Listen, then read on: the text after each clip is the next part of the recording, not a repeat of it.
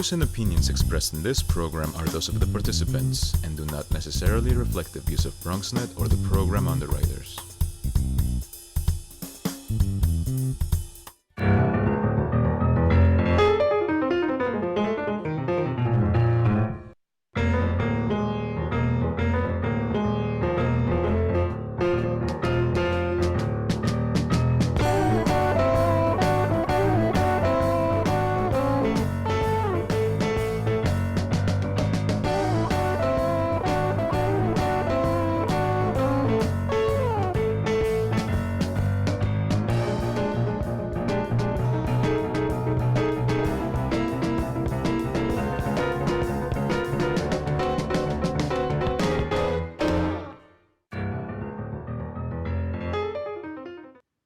Good evening and welcome to Bronx Talk. It has been publicized in a number of outlets that the Bronx Music Heritage Center has opened their fall season in their current space on Louis Nina Boulevard. Also, there's incredible anticipation for the future opening of Bronx Commons, which is a 426,000 square foot mixed-use development, including affordable housing, a community performance and event space, retail space, green recreational space, and what tonight's guests are particularly excited about, the Bronx Music Hall. So sit back, get ready for a show about some of the best in Bronx culture as we welcome the artistic directors of the Bronx Music Heritage Center to talk about the music that in many ways defines us who we are as Bronx people. Please join me in welcoming BMHC co-artistic director Elena Martinez. Nice to have you with us. Hi, Gary. Thank you for inviting us. And multi-Grammy nominee and the maestro who leads the Multiverse Band, the legendary, can we say that? Legendary? Whatever you'd like. Bobby Sanabria, always nice to have you with us. Thank you for the privilege. Thank you, Gary. Elena, let's just roll into it. This is really an exciting time for the Bronx Music Heritage Center. I've established that. The media has established that. Is this year's program different than other years, and is there kind of growth and development, or are you in a situation, just another year of this is what we do? It's a little bit of both. It's definitely it's what we've been doing, putting on like a lot of great shows, but we've been trying to add a little bit more to our programming sort of menu. So when we do move to our permanent space next year, we'll have sort of like a larger plate of a series of events. Yeah, we've always had our Bronx Rising, which is our sort of our signature event every month, but we've added like a Latin jazz series for emerging Latin jazz artists. We've added some comedy.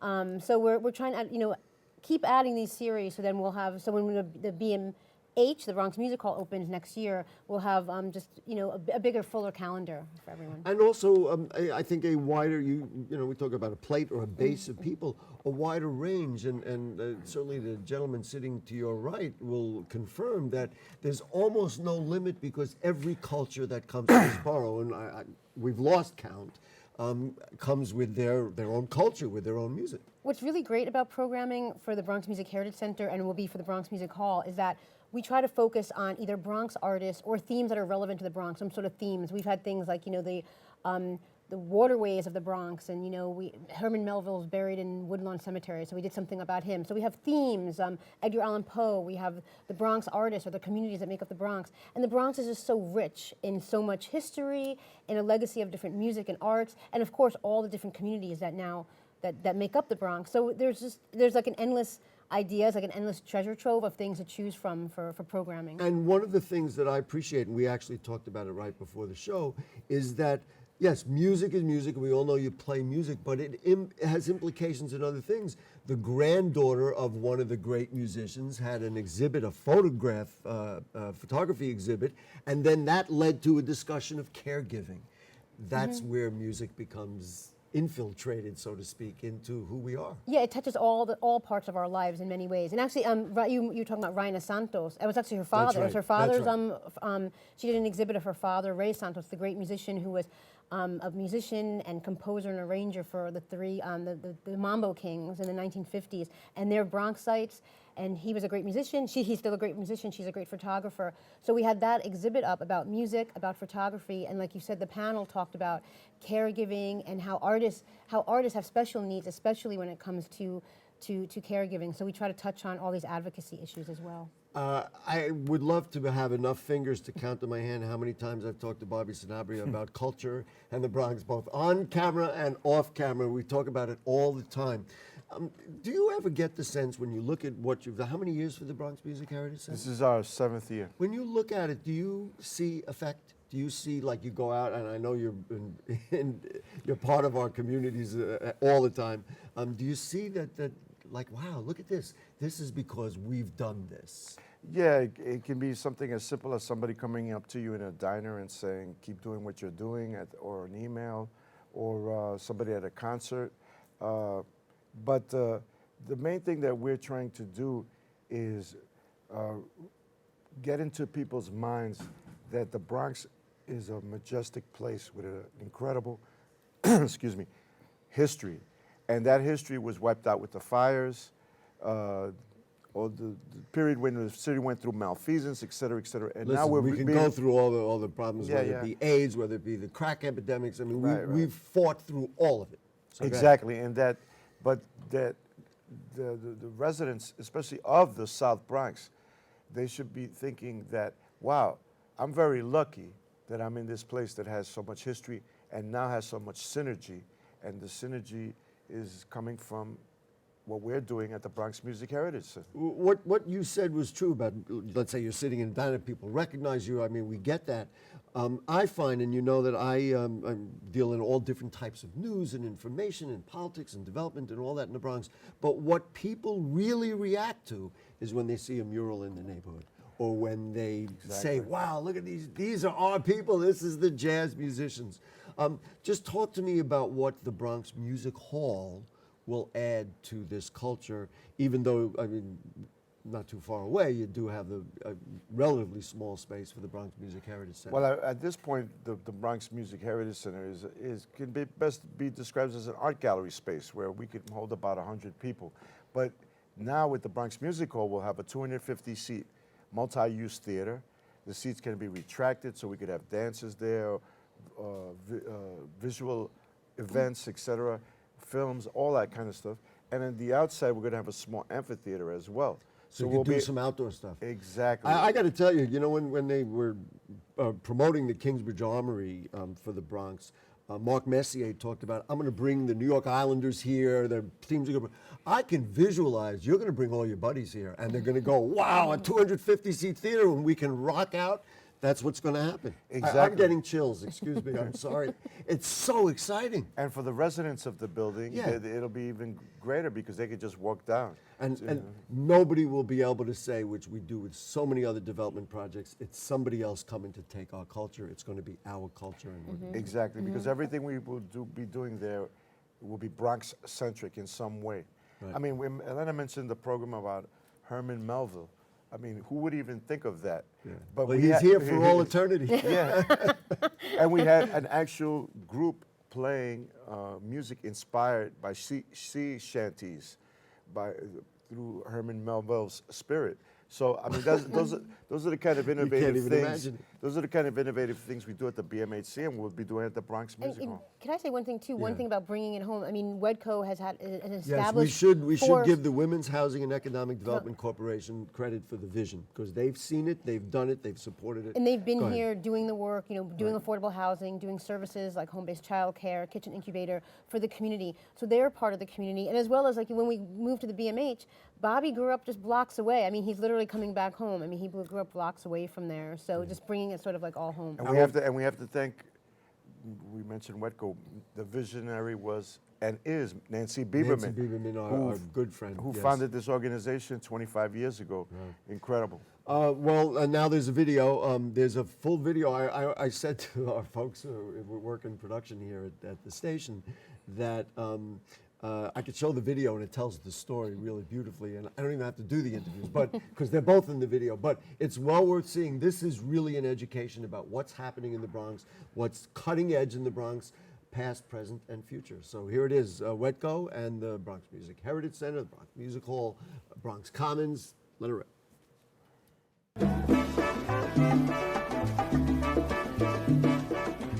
You asked why the Bronx produced so much musically. And of course, it's the birthplace of hip-hop. It was one of the epicenters of doo-wop, Latin jazz. More forms of music have been nurtured in the South Bronx than in any other place in the United States. I grew up in the Bronx at a time when salsa music was in full swing and full regalia. There was music everywhere. It was really, really thriving. In the old days, you learned how to play in school.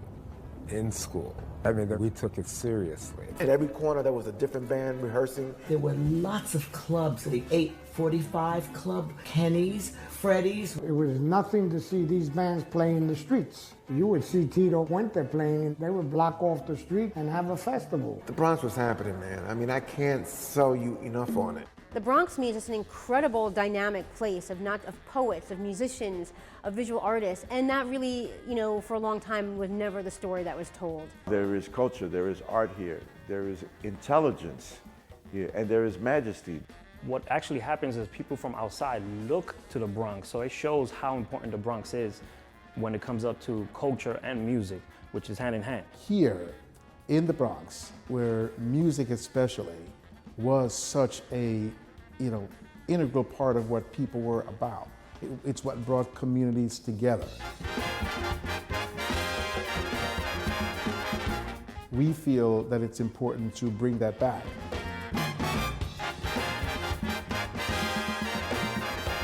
So there's all these different new communities are settling in the Bronx. So their music, their culture, their music is also becoming part of the landscape, the soundscape of the Bronx. When we do events here, people walking by and smiling, and then they come in for the first time and they go, oh my God, I didn't know this was here. They bring their kids, and all of a sudden they're having a conversation with their kids about their own culture. Even though kids get classes for free in the community, our instructors are playing with some of the best musicians in the jazz and traditional music scenes. I want to create the next generation, help create the next generation of pleneros and bomberos, musicians and people that are aware of where they come from. In 2017, WETCO broke ground on Bronx Commons, a 426,000 square foot mixed-use campus that will transform the last undeveloped parcel of the Melrose Commons urban renewal area into a vibrant center for living, working, learning, shopping, and entertainment. It will feature affordable housing, eco-friendly amenities, neighborhood retail, and the Bronx Music Hall, a state-of-the-art venue for music, dance, and exhibits exploring Bronx music history and its lasting legacy. So the Bronx Music Hall, the BMH, as we have come to call it, will be the cultural centerpiece of Bronx Commons. So we'll have this sort of educational component really tightly integrated with our musical programming and our curation. Music classes that we already doing in miniature here, we're going to be doing that on a bigger level. We'll still have all this great programming, but we'll have a bigger space. Everything will be amplified. We'll have major artists coming in. We hope to have the venue open by the summer of 2020, and to that end, we are in the process of raising another $2.5 million. And to that, we are asking for your help and your support. This is just part of what we do here and have always done. That speaks to people, it speaks to community, it speaks to culture, it speaks to community building, it speaks to pride, and it speaks to everything that makes us who we are as Americans. It's just that you're getting hip to it now.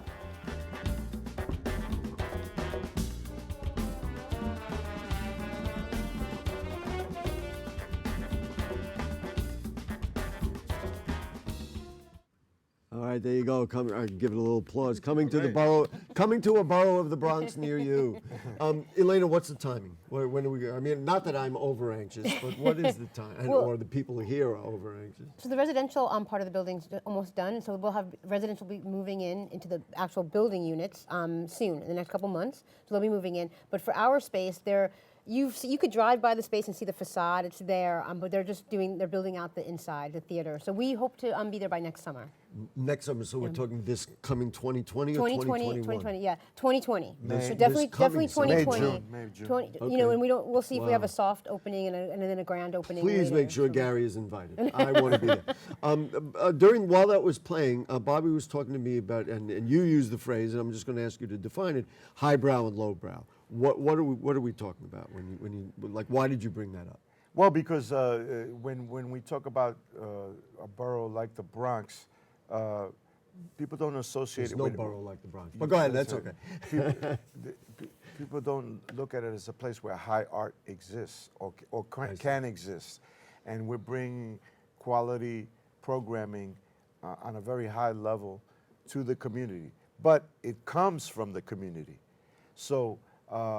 These definitions about highbrow, lowbrow, etc., folk music, music, or the European classical music tradition. We've even had programs at the Bronx Music Heritage Center where we featured the European classical tradition in a chamber ensemble format, but with Bronx artists of color. So imagine a kid from the hood, he walks into the Bronx Music Heritage Center and he hears a string quartet for the first time ever in their lives. By people who look like him. Exactly. Or her, of course. Exactly. Elena, let's just run through it. We have video, we have tons of video here. So let's see, the summer solstice celebration, Ecuadorian? Well, Do tell. Well, the Bronx for the longest time was known as, there's two things. It was known as the borough of salsa, right, as we think of Latin music, and also sort of like it's the second largest Puerto Rican city after San Juan. But that's sort of changing. The Latino community is really changing. There's the Dominican community is much larger broader than people think. Than just, the No large question Dominican community. about There's a growing indigenous Ecuadorian community, Colombian. So all that, one of the largest Garifuna communities outside of Central America. So we're trying to, all that becomes part of our soundscape in the Bronx, and we want to present those communities as well. And we have. Yeah. And well, and you can see it on the screen there.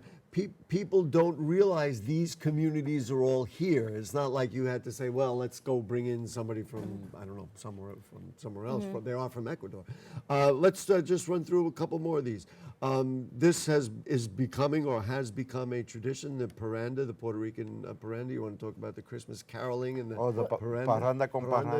He says it better than me. The Melrose Parranda, just the Christmas caroling. I'm sorry. So the Christmas caroling is a tradition in a lot of Latin American countries, but in Puerto Rico it's a big deal. You go house to house, musicians go house to house, which usually, in wintertime is usually in a tropical island and a lot nicer. We've been very lucky for our parrandas in the last few years that we have decent weather. And instead of the tradition, we do a little tweak. Somebody's watching, we know that. On the tradition, instead of going from home to home, we go to the casitas. There's one of the largest concentration of casitas, the little houses on community gardens in the Melrose neighborhood. So those are the houses that are the musicians we work with. Bobby's one of those musicians, and they go from casita to casita, sing, get some snacks while you're there, and we try to end up always at Rincon Criollo, one of the most famous casita in the city, and with a long musical history as well. And those casitas will be our neighbors when we move to the Bronx Music Hall. For the people that don't understand, excuse me, the importance of the tradition. Right. For Bronx people to have their traditions on our streets couldn't be matched. Go ahead. For those of you viewers who don't know, the casitas are reproductions of simple, humble homes that you would find in the countryside in Puerto Rico, and they exist here in the South Bronx. So when people walk by and they see these wooden houses, small, etc., they go, "What is that?" And they see people in there playing dominoes, eating, etc., playing music. They go, "Wow, it's Puerto Rico in the South Bronx." So I hate to say, of course, but that's okay. Yeah, but when we go, but this tradition, we call them asaltos navideños, Christmas assaults, of going to somebody's home, 3 in the morning, knock on their door, they're mad, they go, "What is going on?" And all of a sudden, the music explodes on them, and they smile, and the tradition is, okay, then they have to join the parranda and go to the next house. So that's what we celebrate that every year. Every year. I know it's been a number of years. And what's really nice, too, is that it just brings music to the streets. People, you walk down the streets, you interact with people in the local stores, as you walk by, people on bus stops. And what's also really nice, too, is that, as I mentioned, though the Latino community is diversifying in the Bronx, the Puerto Rican community was always sort of like the foundational, in the 20th century, the foundational Latino community, and it's opened doors for so many in the arts, the government, and bilingual education, everything. So it's really nice that it's sort of like really grounding this tradition and for the Puerto Rican community. This really reflects what we were talking about earlier, that Bobby was talking about. Somebody greets him, and says, wow, thank you, or you're doing a great job.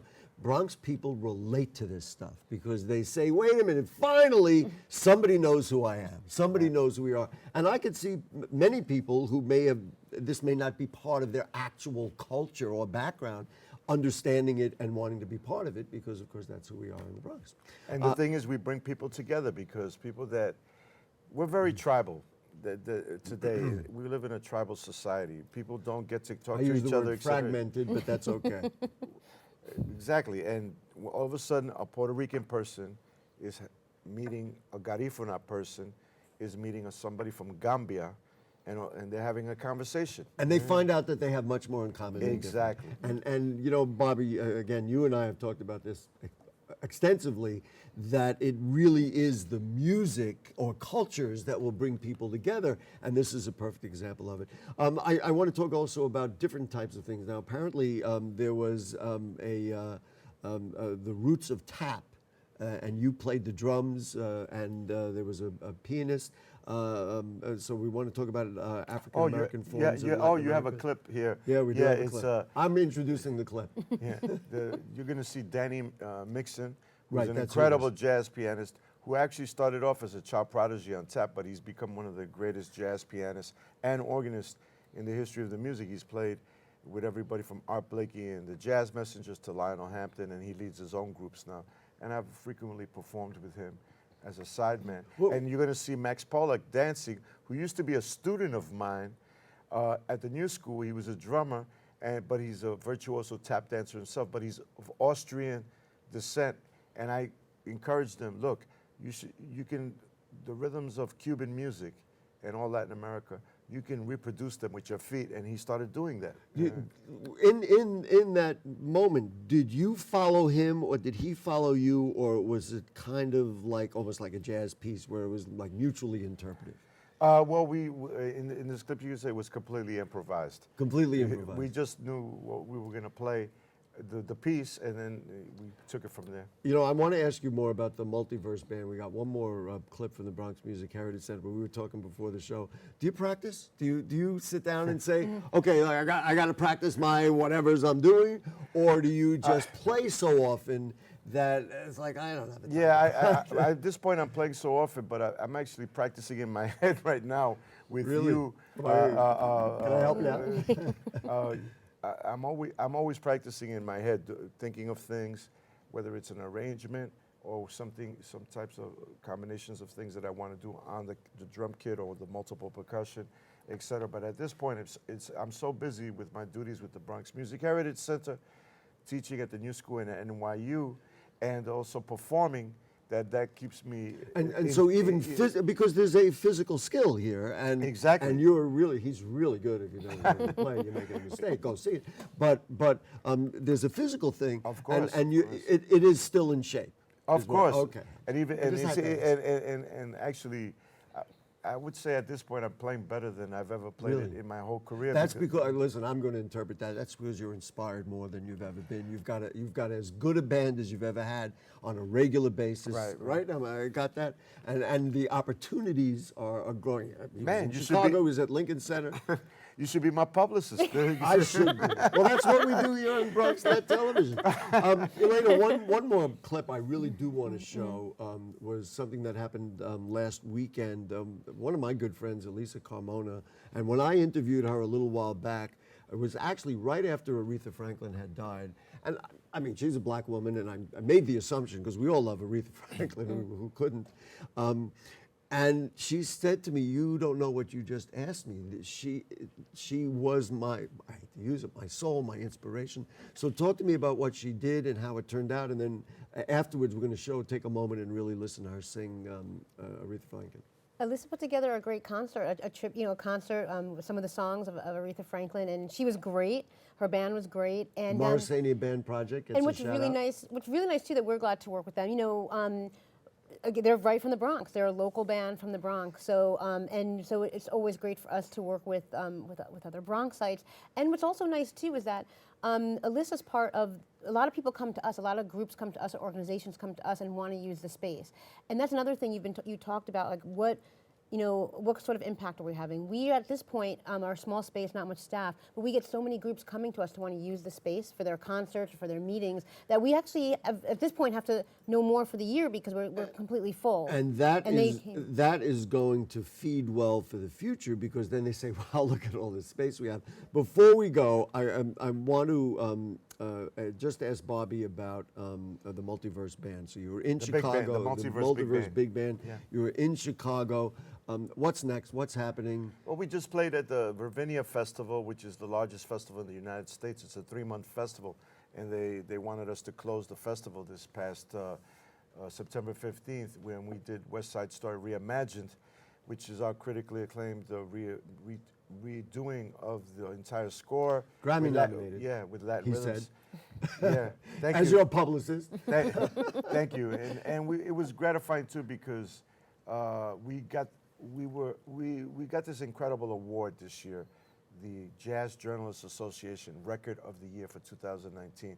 And it was presented to us formally at the concert that we did in Ravinia, and we just played an incredible tribute to the greatest Latin ballroom ever, the Palladium Ballroom, which existed on West 53rd Street and Broadway.